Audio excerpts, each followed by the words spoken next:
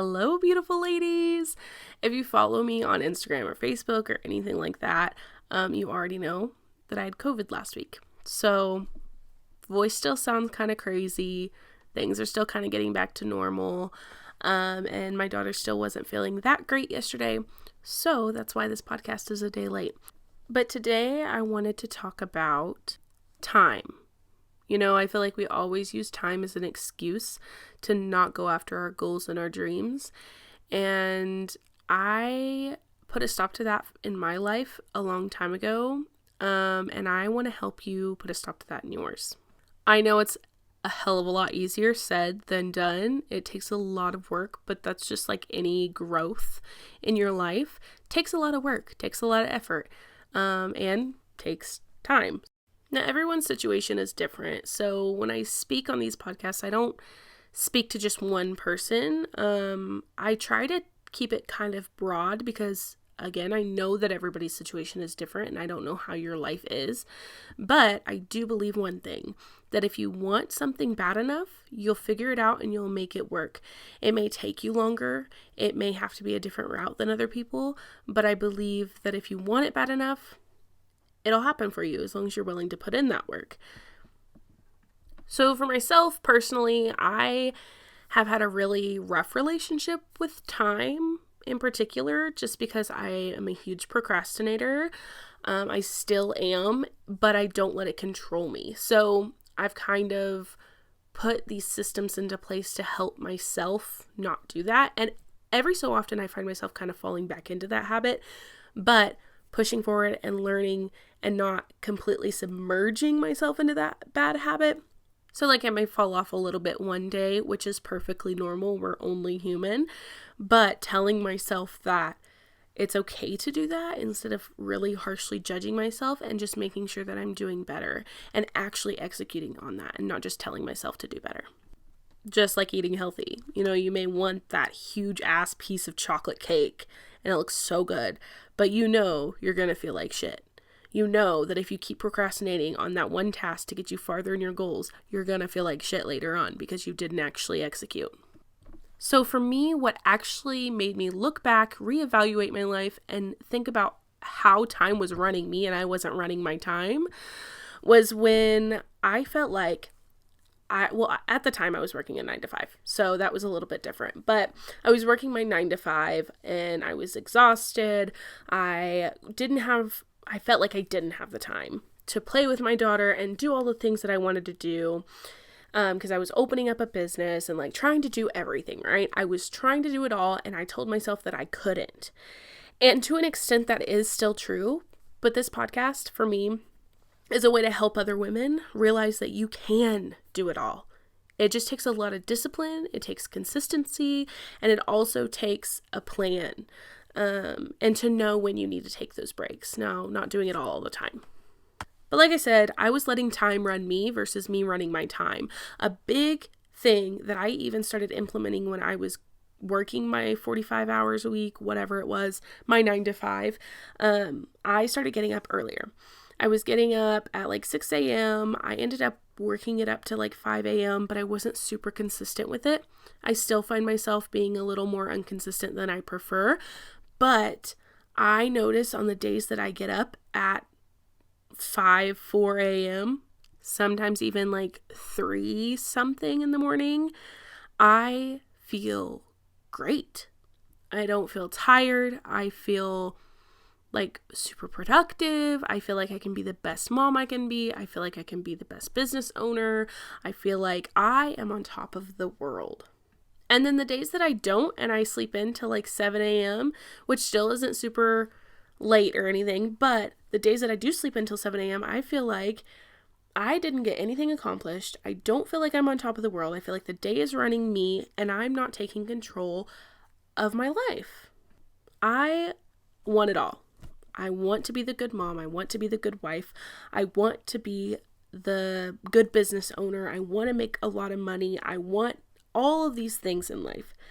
And some people are going to tell you, like they've told me, you can't have it all. You have to pick and choose, whatever, which to an extent, that is true. Like, you're only human. You can't expect yourself to do literally everything. You need help.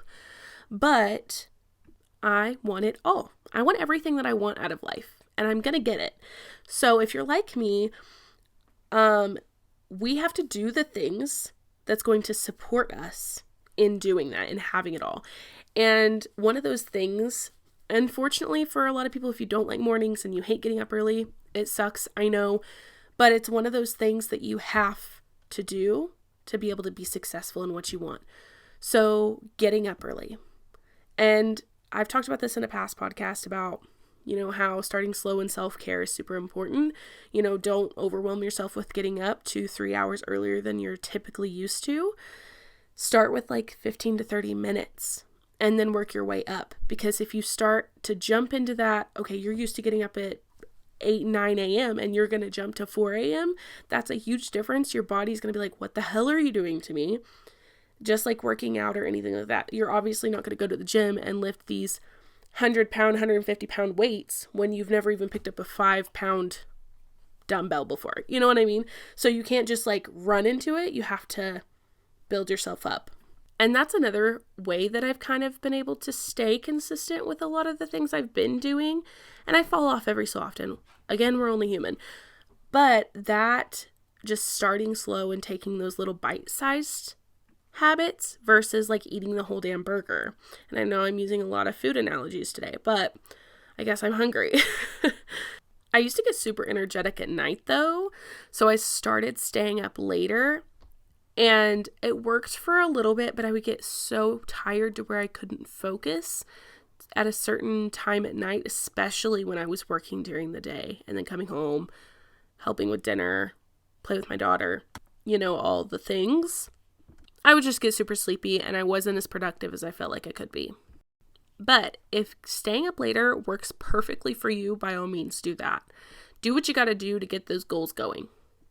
Another thing that I really noticed after taking time in the mornings for myself, not just getting straight to work and doing whatever I wanted to do for my businesses that day, but actually taking time for myself personally. So doing my self-care, which for me involves like journaling, sometimes meditation, sometimes tarot readings, if you're into that, reading just my book, my self-development books, and just really getting my mindset right where it needed to be before jumping into my work. And something I'm still working on is trying not to pick up my phone once I get out of bed or once I wake up. Because I've noticed when I do, my anxiety is higher. If I take time away, I don't have those notifications, like I don't check my notifications or anything. I leave it alone. I go straight to my journal and I kind of get everything out of my brain and do that. I notice my anxiety levels have gone down tremendously. The days that I don't do that and I look at my phone first, they're a lot higher. So document that as well if you feel like you need to. If you do deal with anxiety and depression, your screen time is super important in that too. But spending, those 2 to 3 hours by myself doing what I love made my days just go better. I was more patient. I felt like I was a better mom. And to show, like, I felt like I was running my day and I grabbed my day by the balls versus like letting it run me and me feeling like I was unproductive, didn't have enough time, all those things. Something that is super, super important to me is helping other moms find themselves again, no matter what that it means for them. So especially after having kids, your whole world gets flipped upside down. And I know I say this a lot, but self-care is a big part in that. And for me, my self-care is, the journaling, the meditating and all of that, but it's also my businesses. Like I love them. I'm passionate about them. I know what I want out of them. I'm learning about them every day, and that fires me up inside. And so being able to dive into my hobbies and my goals and everything that I love each morning just makes me feel like a better mom because I feel like myself. I don't feel like a robot that's preparing meals and cleaning the house and, doing all of these like quote unquote mom things that we think we have to do every day. And to a point, like, we have to feed our kids. Like we have to, like, that's our job, keeping them alive. But I felt like that's all I was doing as a mom, like before I took this time for myself. Felt like I wasn't really there. I was just kind of like a zombie in doing that. And now me and my daughter, like We do dance parties again. We have so much fun. I'm actually there and present with her.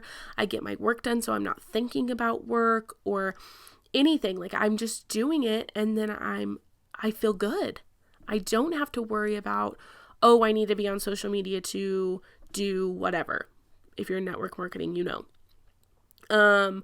I don't need to make that post, or I don't need to check on like my website and make sure it's running smoothly because I already did that this morning. I can be present in what I'm doing in the moment and really soak up those memories versus frantically running around trying to do a million different things. Because let me tell you, mama, you are worth so much more than an average life. You and your babies are worth so much more than just getting up at the same time every single day and then going straight into making breakfast. Like, you deserve to spend time with yourself, love yourself again, feel good in your body again. There's no reason that you should live a mediocre life. Sorry for the notifications. And I just want to spread that. I want to help you do that. I want to thank you so much for listening all the way through and for the support. It means so, so much to me. And make sure to check out the show notes because I always put down any other social media platforms that I'm on. That way we can connect there because I'm over there pretty much every single day. So you can message me if you need anything. If you just need some support, I am here. Also, I have my self-care boutique for mamas right now until this January, I almost said December, oh my gosh, January 31st. Everything is 30% off. There's a few things on there that I just don't really align with anymore. That's not really a part of my vision. So I'm giving my customers a chance to get it at a discount before taking it off of the site. So if you have any questions about that, need anything from me, mama, please feel free to message me anytime. And I hope you have a wonderful rest of your week.